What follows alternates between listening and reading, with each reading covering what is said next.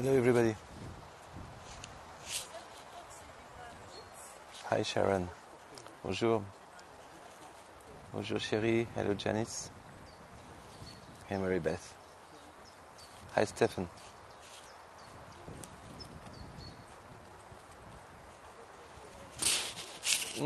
Cloudy, yes, but it has been raining half an hour ago, and now it's quite okay. I'm still wearing my short sleeve, you see.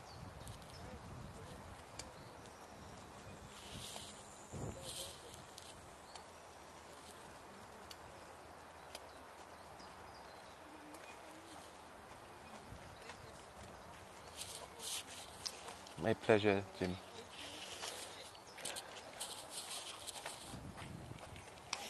So I'm just waiting. Everybody's to connect it. I just warn you. The connection is terrible here. You've been maybe with me last year in the same tree, and you know the connection is really an issue. And this year there is many people. So people are using the phone, so using the signal. So connection is going up and out, in and out, in and out. Right now I have got 4 bars. I'm not moving. I'm sitting. And 2 seconds ago I had 2 bars. So you know, it's not due to the location where I am. It's just due to the poor signal here.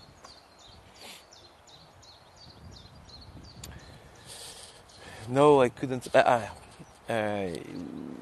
just made it virtually because the signal was too bad.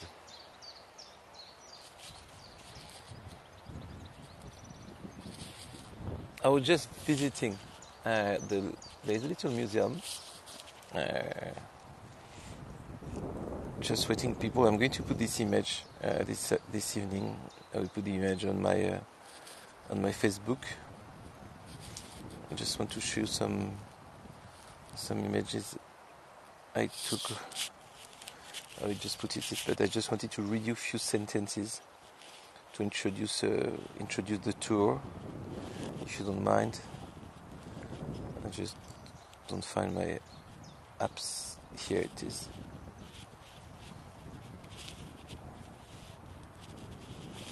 So I just read you a few sentences. They are in the museum. There is a little museum here where it's underground, so of course no connection. Part of that I would have brought you. But let me read before starting the tour some of the sentences said by some people who were there the 6th of June at 6:30 on the beach of Omaha. So Sergeant Thomas Valence, he was in the 16th Infantry Regiment, 29th Division. He said, "The bodies of my buddies were washing ashore, and I was the one live body amongst so many of my friends, all of whom were dead, in many cases very severely blown to pieces." Private Albert Momini, from the 6th Infantry Regiment, 1st Division. The craft gave a sudden lurch as it hit an obstacle, and in an instant an explosion erupted. Before I knew it, I was in the water. Only 6 out of 30 in my craft escaped unharmed.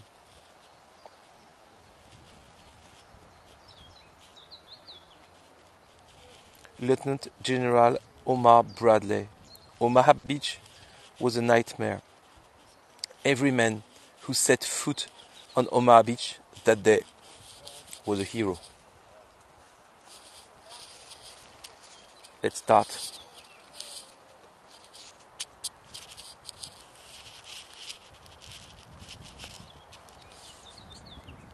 I'm at the position where the Germans were,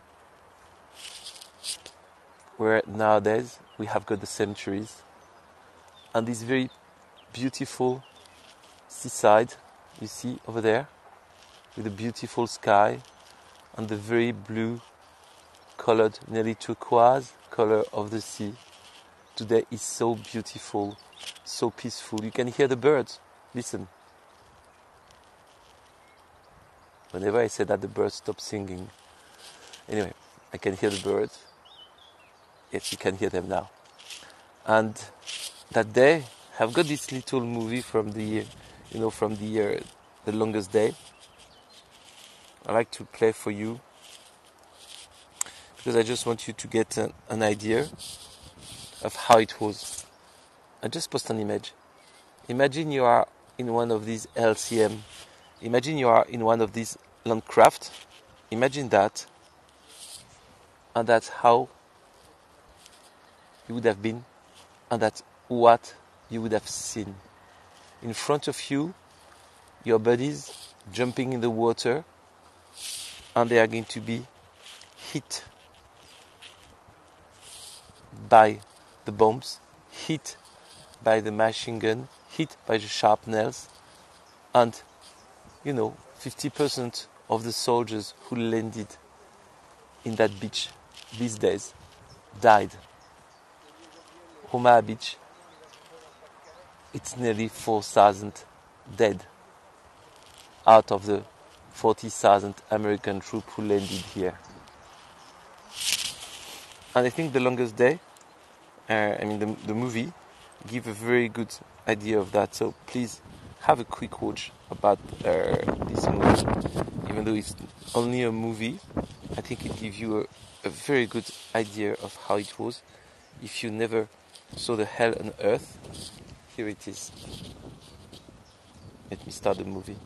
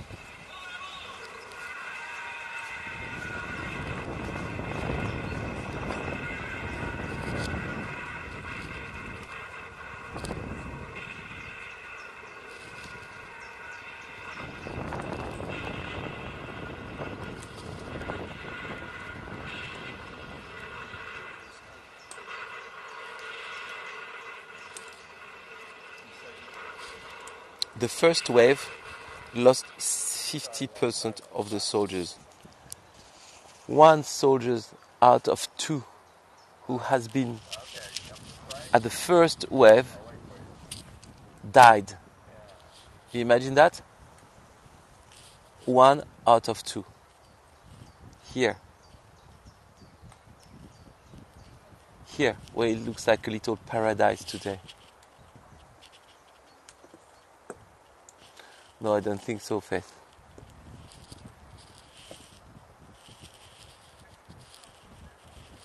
One out of 2.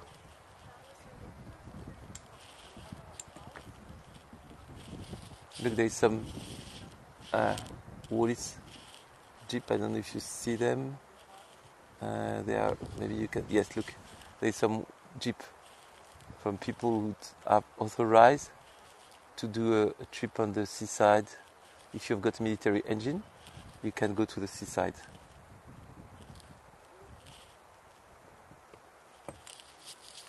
So, result of that,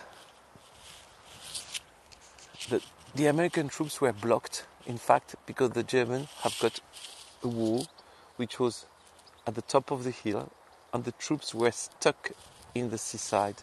They couldn't pass the hill, and they couldn't break the wall. They were sending sappers, and the sappers were trying to break the wall, but never succeeded. So finally, a group of heroes moved there, put the dynamite in the end of the day, and they died. But finally, they could break into the wall, and all the soldiers could pass by there. And after that, as soon as they could do that, they could be in the back of the German, and so they could finally arrive. But that took nearly the whole day. And 4,000 guys left their life here on these beaches due to this wall. And if they didn't took the wall, if they didn't break into the wall, they would have to retreat, and the D-Day would have been a failure. After that, the Battle of Normandy carried on till we arrived to Caen in Normandy in mid-July, and when Caen has been taken, then it's considered that the Battle of Normandy ended.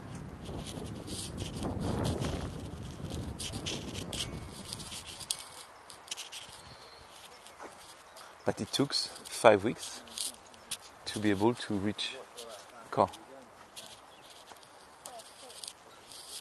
So this is Omaha Beach, which is in fact 3 cities in France: Colville, Vierville. So it's something like 5 miles long, where all the boys landed.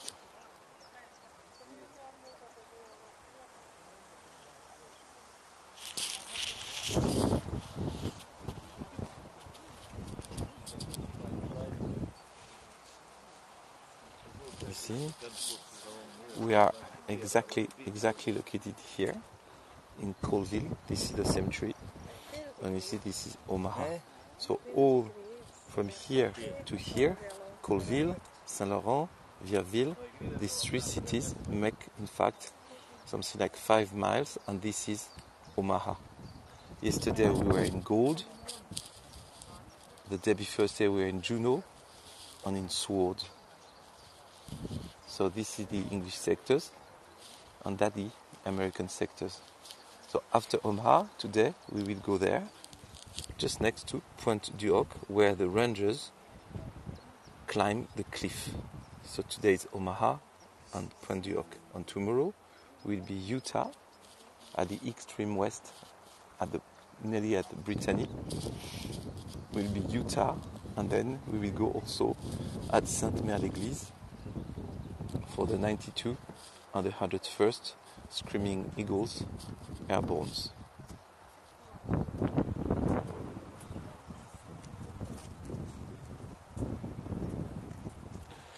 You mean about what? Which are undeveloped? So, now we're going to, after seeing the location of the battle, we're going to see the cemetery. So in the cemetery, there is not only the dead people from Omaha, because there is not only, unfortunately, 4,000 people, but there is altogether here nearly 10,000 people. So not only the one from Omaha, but all the soldiers who died in the Battle of Normandy, which were in the neighborhood, if I can say, of Omaha, have been regrouped to that cemetery. This makes the largest, the biggest, the most important military cemetery in the world, out of course, the one in America.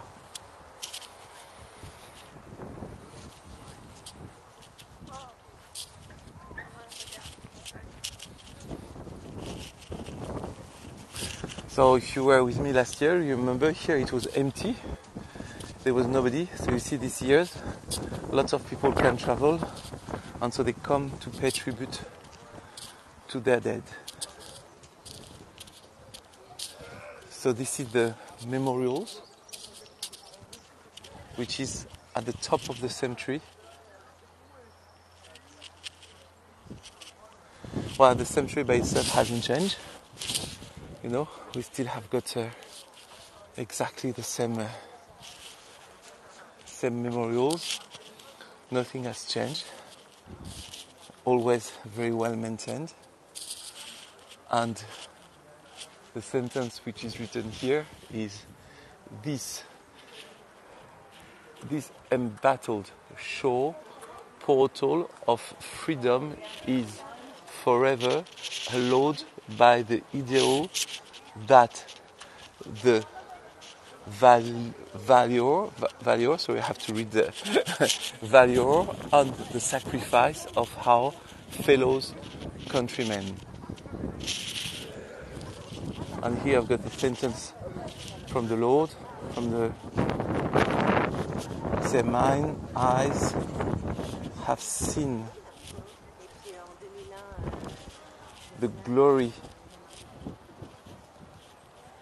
of the coming of the Lord.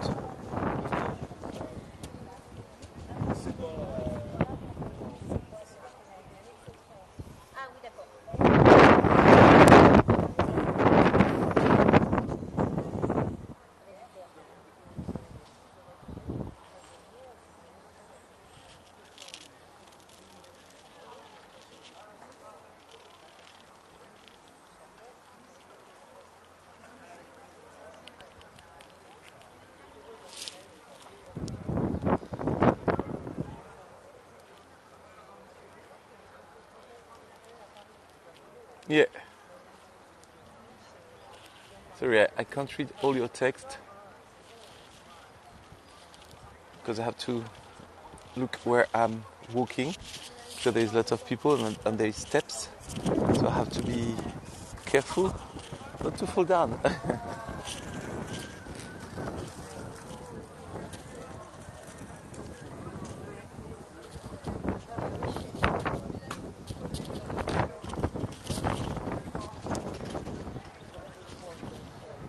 So every day you have got the ceremony of bringing up the colors and bringing down the colors.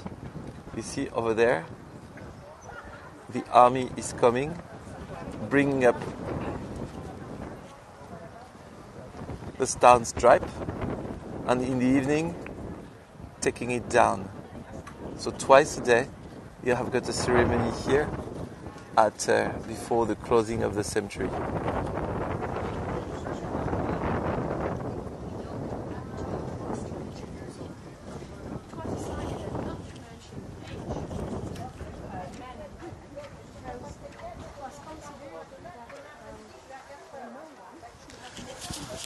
So the cemetery have got 10,000 graves, and they also have got nearly 2,000 which are unidentified. So here are the commemoration which have been given, these days. So yesterday we saw more like a Union Jack, Canadian flag, French. Today we see American because of course we are in the American sectors.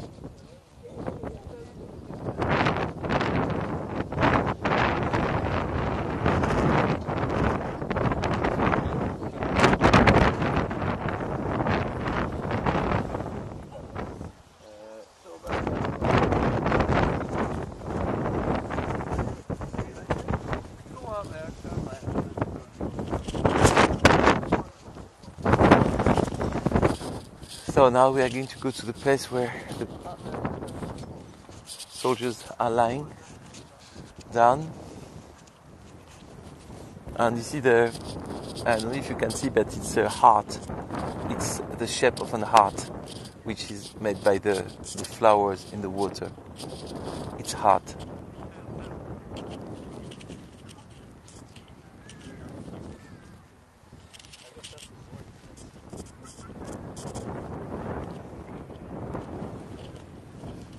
Yes, you feel like a French garden, no?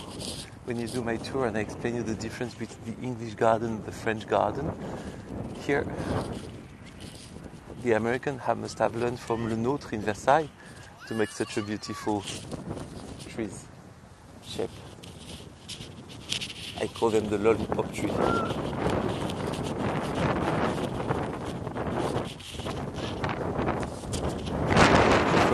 Start the cemetery. And as the difference with the English and the Canadian cemetery that we've seen yesterday and the day before yesterday. Here, nearly no flowers. Some flag, some flowers, but most of the time, you will see there is no flowers, just white cross, and you can distinguish easily the Jewish one because they have got a David star instead of a cross.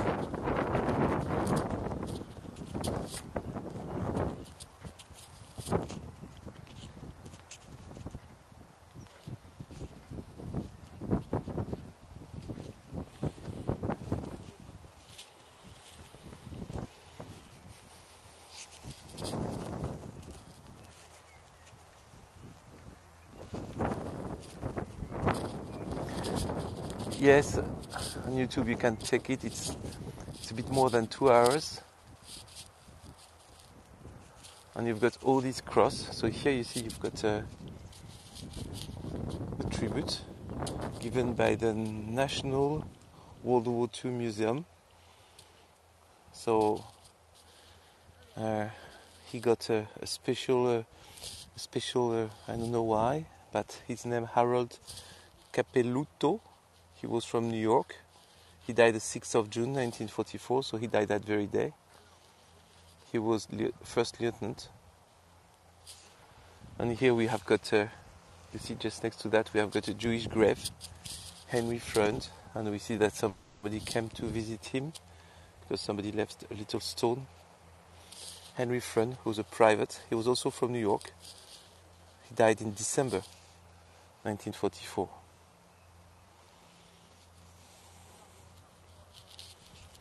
So we are, on one side we have got the beauty of the sea, so calm, so peaceful, so serene. On the other side we have got the cemetery, which is also calm, very well maintained, but of course awfully moving with all these kids and young adult who died by the barbarism of Hitler. To say they passed by, you mean for the Jewish grave? You just mean you came to visit, so you leave a stone to say I came to see you. You don't have flowers on the Jewish graves. That's why. Catholic bring flowers, the Jew don't bring flowers.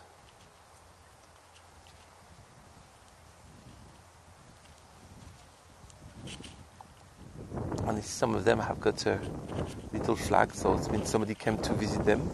You also can ask to the admission of the cemeteries.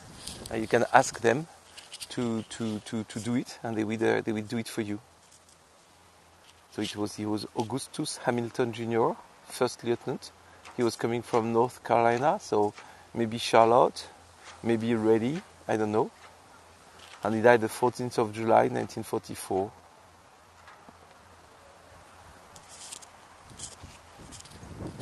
So the cemetery is divided in plot, and then in each plot you have got a row.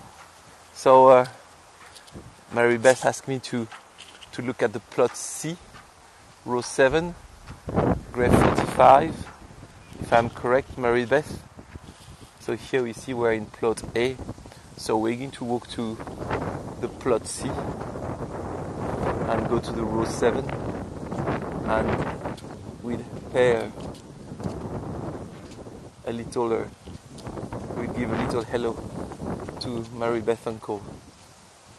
Of course, we can, by doing that, thinking of all the one who died here, and to take in remembrance all the one who died here.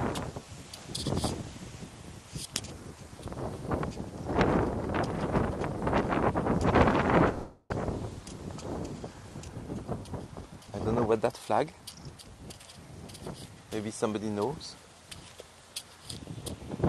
Colorado, is it? Oh, maybe it's from Colorado because it's a sea. So maybe this is the flag from the Colorado. Okay, so he's Norman Dodges, 2nd Lieutenant, Airborne Division, Colorado, 6th June 1944.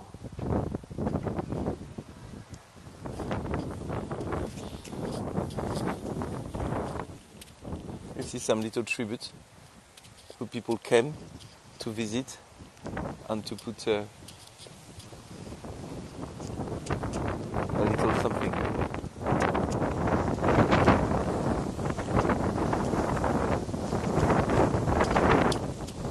Yes.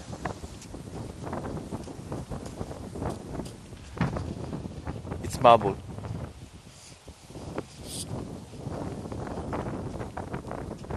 So we are in plot C.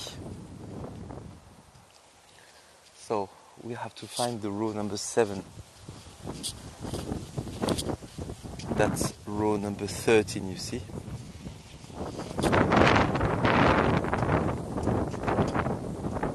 So it's very well organized. So whenever you come and you want to pay tribute to somebody for your family, or I'm the wrong side, you can easily find it. Row 7, it's at the beginning of it.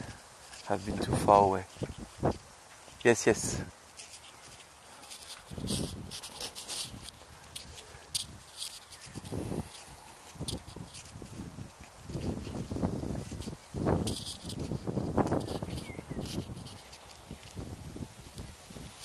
So that's row 7. So if I remember Mary Beth, it was completely at the end of the row, because the numbers of the grave is from 1 to 50, so the 45th must be the one of the 5 last grave of this row.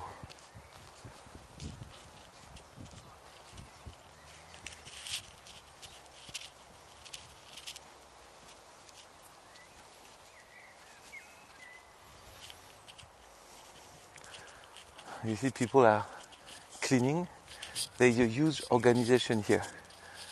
They have got guard, cleaners, gardeners, hostess. Look at that guy, he's coming to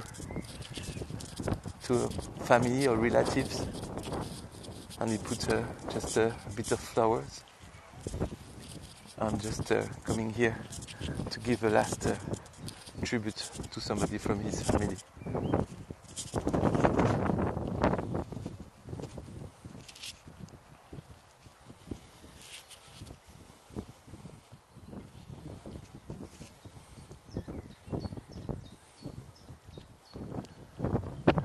So Mary Beth, now you need to help me.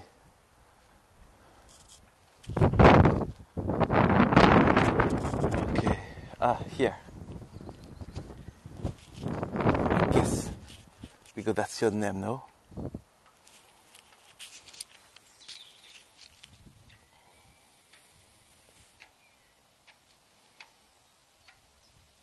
James Hickerson, Private, 359th Infantry's, 90th Division, Missouri, died the 7th of July, 1944.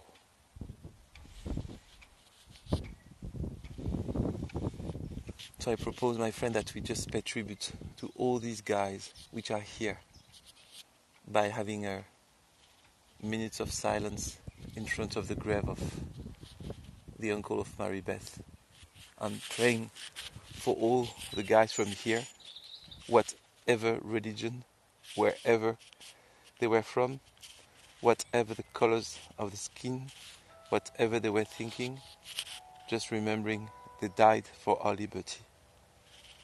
Think about them.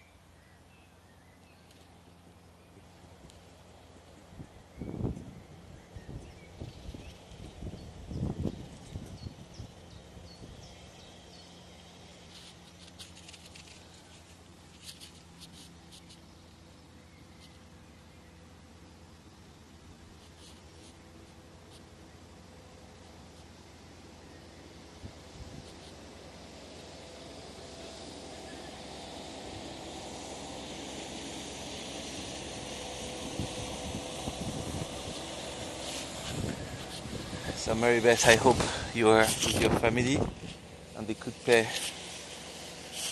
few words on the last words to your uncle. No freedom in Ukraine, absolutely real.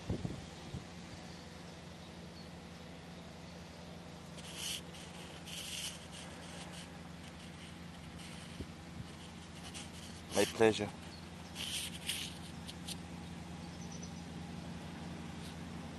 I'm with you.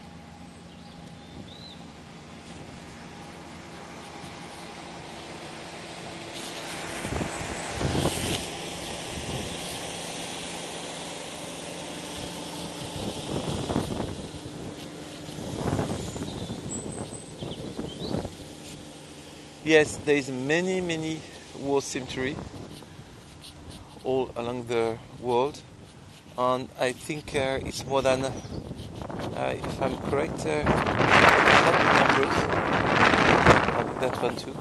It's moving now. I think the flowers, the pictures of the dead. Then Malcolm Smith, Captain, 395 FTR, I don't know. He was coming from Alabama and he died the 21st of May 1944. You see, you've got all the American states here. Pennsylvania, New York, West Virginia, Iowa, New York, Illinois, Ohio, California, Oregon, Pennsylvania, Wisconsin, Texas, Georgia, Colorado, Connecticut, Mississippi, New York, South Carolina, South Dakota, Pennsylvania, North Carolina, Pennsylvania, Indiana, Tennessee, Maryland, Georgia, Massachusetts, Ohio, Pennsylvania, Massachusetts, Alabama, New York, Nevada, New York, Texas, Pennsylvania, Ohio, Kentucky, Illinois, Florida. So haven't said Delaware. So Louisiana over there. So you've seen Minnesota. So I haven't said all the states. I don't know which one. Arkansas, Indiana we've seen. So which state are missing here? South Carolina, New Jersey, New Hampshire,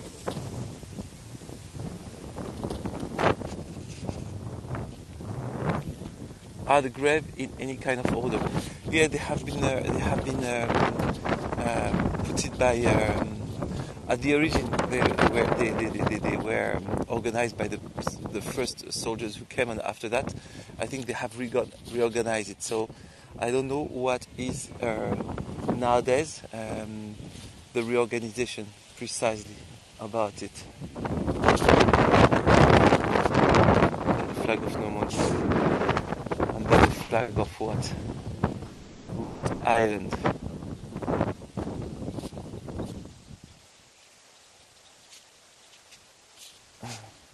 What is that flag? US Army 66th Division. That's where he was from. John Francesco, Sergeant, 25th of December. He died Christmas Day. He died the 25th of December. Yes, the people of Normandy. You mean the here it's only American soldiers. What do you mean by people of Normandy? You mean the French, right? The French Normans? Because there is no French here. It's only American. There is a lot of cemeteries, unfortunately, of course, and but the French are in other cemetery. From New Jersey, Richard Miller Barclay of Riverton, New Jersey, USA, son of Richard and Teresa Barclay, husband of Patricia Barclay, brother to Walter, Emily, and Elizabeth Betsy Barclay. He was a naval aviator.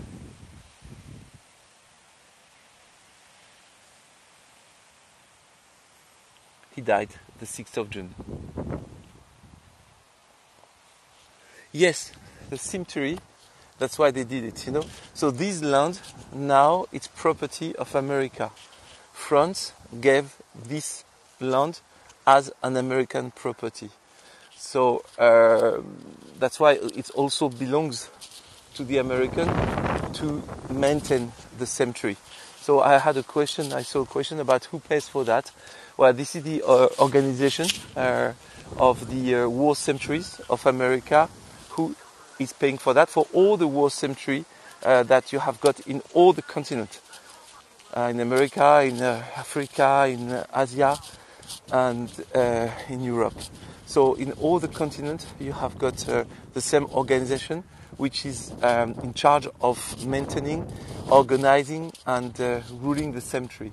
Then, who pay for that? Yes, I'm sure part of it it's paid by your tax, by the U.S. government. Maybe some by donation. I don't exactly know the system of tax in America for that.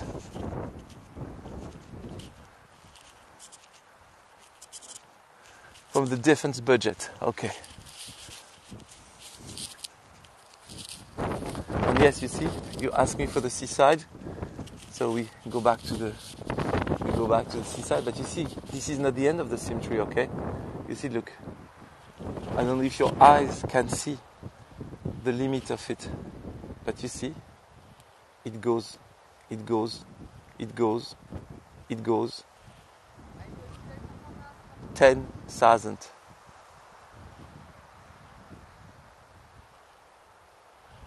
It's so long that when you enter the cemetery, they give you the walking time distance between one spot of the cemetery to another one. I just said that to tell you how long it is to walk in the cemetery. Oh yes, it must have been done that.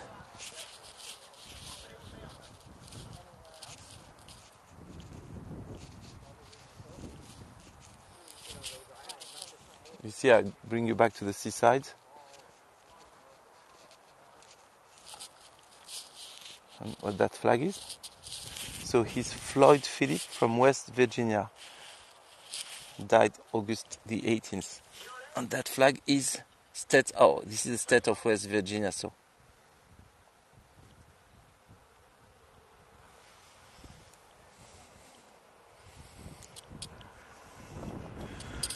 Would the 66th Infantry be soldiers who died on the Leopoldville sinking? Don't know, sorry.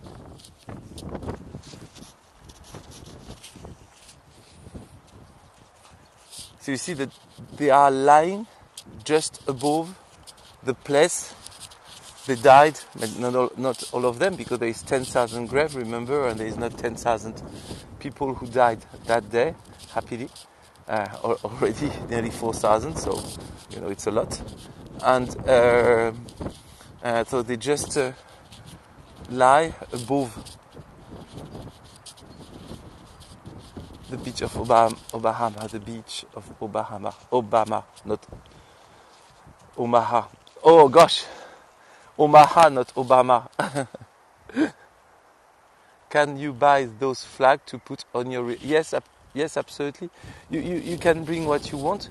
They don't have a shop in the cemetery, so you don't buy a flag on the shop, but you can buy there is a lot of place all along the coast where the different sites of the battle that are selling kind of souvenirs, and the American flag is one of these souvenirs. So yes, absolutely, that's what you can do. You can buy and you can put. As soon as it is something which is not, of course, insulting or illegal. But then you can put, and then, as I said, you can ask. You see, this is hostess from they have got uniform like that, and there is many people, which are all ruling the cemetery. Bonjour madame, excusez-moi. On me demandait est-ce que si des gens veulent déposer un drapeau ou une gerbe, ils peuvent le gérer avec l'administration ou comment ça se passe à distance? Si quelqu'un voulait déposer une gerbe sur la tombe de quelqu'un de sa famille, est-ce qu'il peut le faire à distance depuis les États-Unis ou oui, il peut le faire en appelant l'administration? Mais c'est possible, donc c'est ça. Merci, bonne journée. Yes, that's what I was telling you. You can contact the administration of the cemetery, and you can ask them what you want to put on the graves, and they will organize it for you.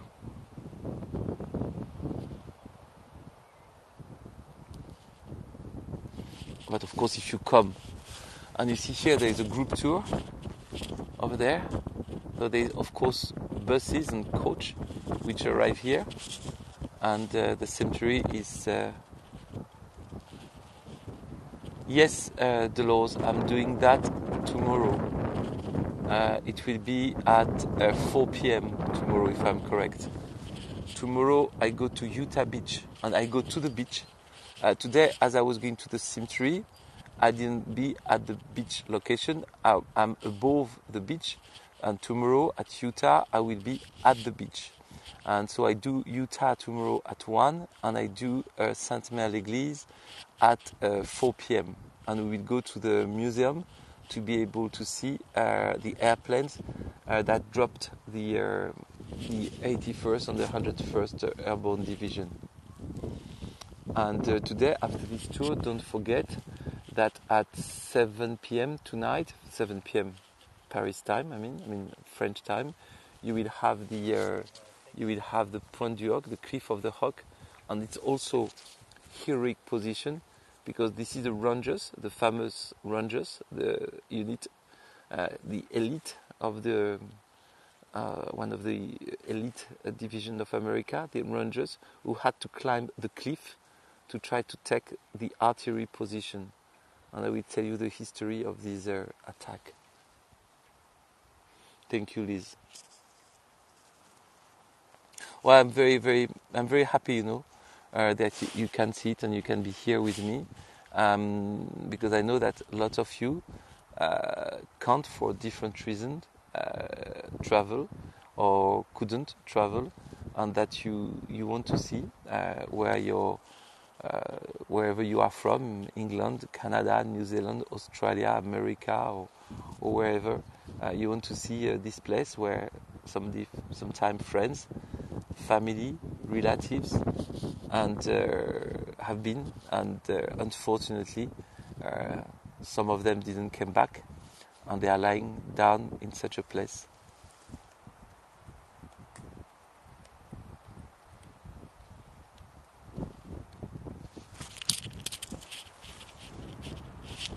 Look at that seaside.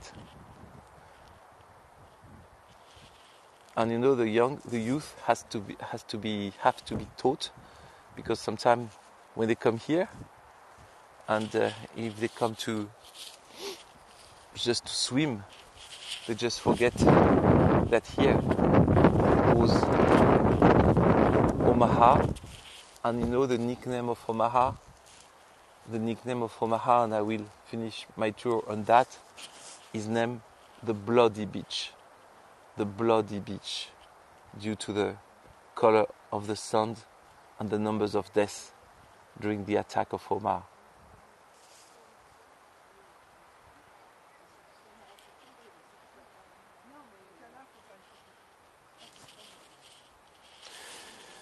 Yeah, I'm thinking to do the World War I. So I think I will do maybe in November, when we have got the time of commemoration for the World War I. Maybe I will bring you to Verdun on some of the terrible locations from the World War I. I have already done that. I brought my kids over there, and I've been visited the fortress and things like that. Of course, we can't do that because no signal inside.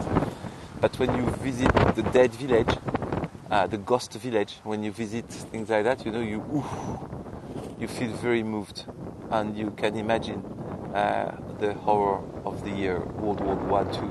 When you pass in front of the tranchée of the bayonet, where the soldiers have been buried alive because a bomb came next to that and brought to the tranchée the earth, and they died, buried alive. That's just terrible, and you just see the bayonet out of the tranchée.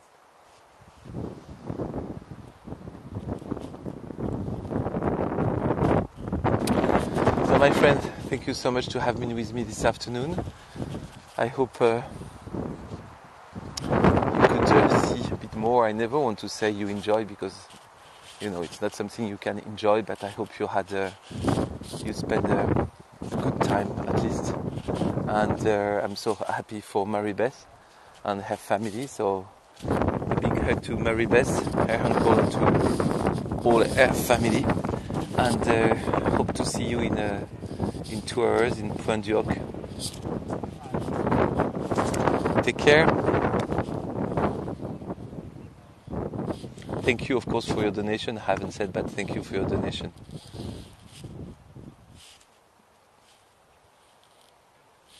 Bye-bye. See you soon. Thank you, Laurie. Take care. Yes, it's important for us too.